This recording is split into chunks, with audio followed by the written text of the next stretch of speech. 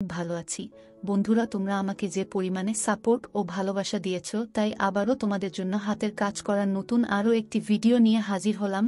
আশা করছি তোমাদের দাঁড়িয়ে যাবে। দেউড়িতে দাঁড়িয়ে চুলের খোপা মেলে নতুন করে বাঁধল নিপা। ওপাশের ঘর থেকে সকাল সকাল ঘুম থেকে উঠে দরজা খুলতেই মরিচা ধরা দরজার প্যাচ বিশ্রী শব্দ করে খুলতেই নিপার নজর গেল সেদিকে। একটি স্যান্ডো গেঞ্জি আর সাদা লুঙ্গি, গলায় ঝুলানো সিলভারের চেইন ঝুলিয়ে বেশ আয়েশ করেই নিজের সকালটা শুরু করল সাদেক। এসব দৃশ্য সামনাসামনি দরজা থেকে প্রত্যক্ষ করল নিপা। হাই তুলে সামনের দরজার দিকে তাকাতেই নিপার সদ্য চুলে বেনি করে চেহারা যেন সকালের প্রস্ফুটিত ফুলের মতো লাগল সাদেকের শ্যামলা রঙের লম্বাটে মুখ, ঠোঁটের নিচে তিল। নিপা একগাল হেসে সাদেকের সকালের ঘুম উড়িয়ে দিল। সকালে পুরুষ মানুষের শরীরের সাথে সাথে যেন যৌবন পুনরুজ্জীবিত হয়।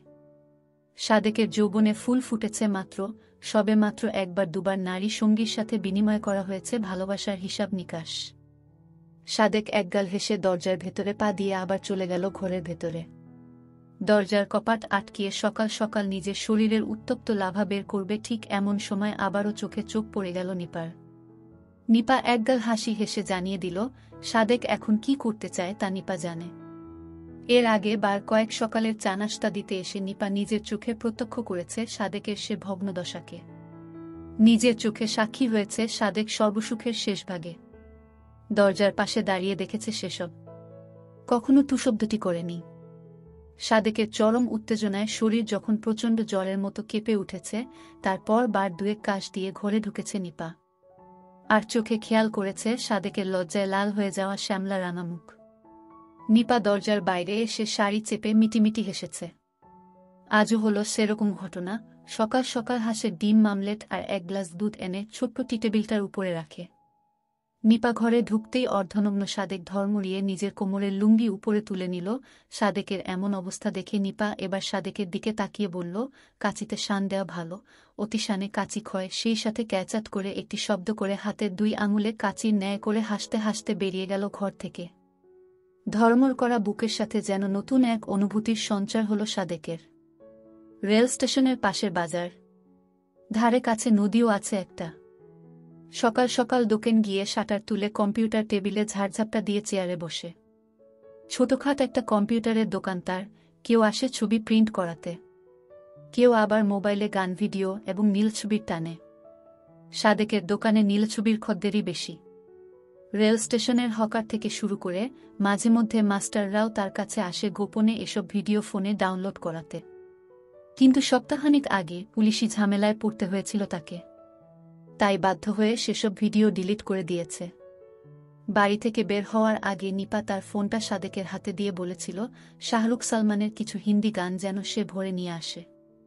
নিপার কথার প্রত্যেকটি অঙ্গভঙ্গি সাদেক নিভৃতে খেয়াল করে। দোকানে এসে মোবাইল ফোনের ব্যাটারি খুলে কার্ড রিডারে সংযুক্ত করল। মেমরির ভেতরে ক্লিক করে সব জায়গায় নিজের অজান্তেই চষে বেড়াল। শেষের একটি ফোল্ডারের ভেতরে অনেকগুলো ফোল্ডার করা। সেখানে পাওয়া গেল নিপা আর তার স্বামী জয়নালের অন্তরঙ্গ মুহূর্ত। ঠিক কেমন যেন ভেতরটায় হুহু করে উঠল সাদেকের।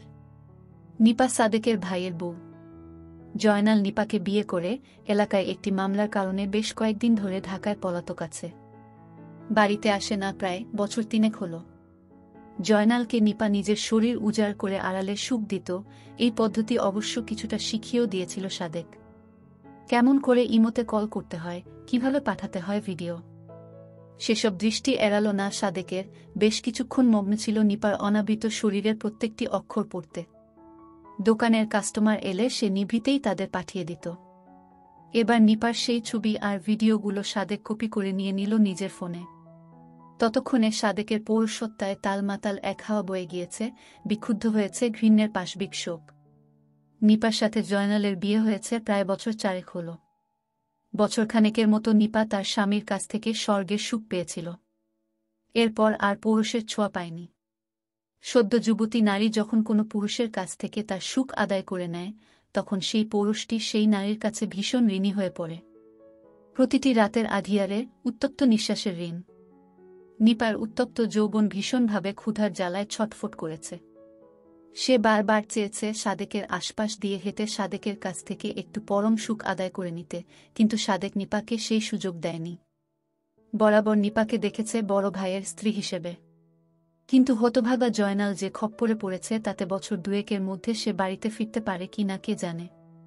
ভাদ্রের ব্যবসা গরম। উত্তপ্ত রোদে পথঘাট ভেজা মুক্তোর মতো সাদা হয়ে আছে। সাদেক সেদিন দুপুরে বাড়িতে ফিরে গোসল সেরে এসে দেখল নিপা দাঁড়িয়েছে তার দরজার চৌকাঠে। এক গাল কিশোরী মেয়ের মতো হেসে নিপা বলল, দেওরারে তো আইসক্যাশ শাহরুখের মতো লাগতেছে। সাদেকের নাকের নিচে গোফ শুধু। সারা গাল সে ক্লিন শেভ করে, চুল মোটামুটি ধাঁচের বড়। সাদেক নিপার দিকে তাকিয়ে এক গাল সৌজন্যমূলক হাসি হেসে নিজের গামছা দড়ির সাথে মেলে আবারও ঘরে ঢুকল। নিপা সাদেকের কাছে এসে ফিসফিসে গলায় বলল, আমার মোবাইল দাও, যা করতে বলেছিলাম করেছ। সাদেক সকাল থেকে যে ভ্রমে তার সময় অতিবাহিত করেছে তাতে সেসবের কিঞ্চিত মনে পড়েনি। মোবাইলটিও রেখে এসেছে দোকানে। জিভবে ভুলসূচক একটি কামড় দিয়ে সাদেক বলল, ভাবি মোবাইল তো দোকানে রাইখা আইছি, রাত্রিরে বাড়ি তো ফিরলে তখন নিও। মায়েরে খাওন দিতে নিপা ছুট লাগালো। খাবার ঘরে গিয়ে শাশুড়ির আগেই সেই দেবরের জন্য খাবার বাড়ল। সাদেকের পাশে দাঁড়িয়ে হাত পাখা দিয়ে বাতাস করল। সাদেকের খানিকের জন্য মনে হল এ যেন তার স্ত্রী বাতাস করছে। সেদিন দুপুরে খাবার খেয়ে শান্ত এক ঘুম দিয়েছে সাদেক। ঘুম থেকে উঠে দেখে ফ্যাল ফ্যাল করে তাকিয়ে আছে নিপা। ততক্ষণে নিপাকে নিয়ে কি এক স্বপ্নে নিজের শরীর অপবিত্র করেছে সাদেক। ঘুম থেকে উঠেই নিপাকে চোখের সামনে দেখতেই নিজের কাছে কেমন অপরাধী লাগল সাদেকের। রাতে সাদেক বাড়িতে ফিরতেই খুব ক্লান্ত হয়ে বিছানায় গা এলিয়ে দিয়েছে। মাঝে মধ্যে একটু নেশাপানি করার অভ্যাস আছে তার। উত্তররাঙ্গায় আজ একটু যাত্রার আয়োজন ছিল, সেখান থেকে বাংলা মদ খেয়ে সঙ্গে একটু গাঁজা টেনে নিজেকে সে ক্লান্তির চরম পর্যায়ে নিয়ে গিয়েছে। ভাদ্রের উত্তপ্ত গরম। কিছুক্ষণ পর নিপা এলো। সাদেক নিপার হাতে মোবাইল দিয়ে জানিয়ে দিল, আজ রাতে সে খাবে না। ভীষণ ক্লান্ত নিপা যাওয়ার আগে দরজা ভিজিয়ে দিয়ে গেল। নেশাতুর ঘুম দিয়ে মধ্যরাতে যখন প্রচণ্ড প্রসবের তোড়ে সাদেকের ঘুম ভেঙেছে, তখন সে তার পাশে আরেকটি শরীরের উপস্থিতি টের পেয়ে খানিক ঘাবড়ে গিয়েছিল প্রথমে। এরপর অবশ্য বুঝতে পেরেছে এই শরীর তার ভাবি নিপার। বাইরে মুষলধারে বৃষ্টি হচ্ছে, বজ্রপাতে চারপাশ দিনের আলোর মতো ফর্সা হয়ে যাচ্ছে। ঘরের চৌকাঠে দাঁড়িয়ে প্রসাব শেষে দরজার কপাট আটকে ঘরের ভেতরে আসতেই বজ্রপাতের আলোয় সে দেখল নিপার বুকের কাপড় সরে গিয়েছে। কালো ব্লাউজের তলায় নিপার সর্বগোপন শরীরের অঙ্গ সে দেখেছে আজ দুপুরে। নেশার তোর কাটেনি, মূত্র বিসর্জনের পরে যেন তার পৌরুষত্বা ক্ষেপে আছে প্রবল ক্রোধে, তবে শরীরতা বেশ ক্লান্ত বিধায় সে নিপার পাশ দিয়ে ঘুমিয়ে গেল। একটি বারের জন্যেও তার মনে হল না সে কেন তার ঘরে শুতে এসেছে। বৃষ্টিস্নাত রাতে সদ্য মাসিক পেরোনো নিপার কামনা ক্রোধ উত্তপ্ত হয়ে উঠেছে। সে পরম সুখে কাতর হতে চায়। ঘুমের ঘুরে সাদেক বার কয়েক তার শরীরে হাত দিয়েছে।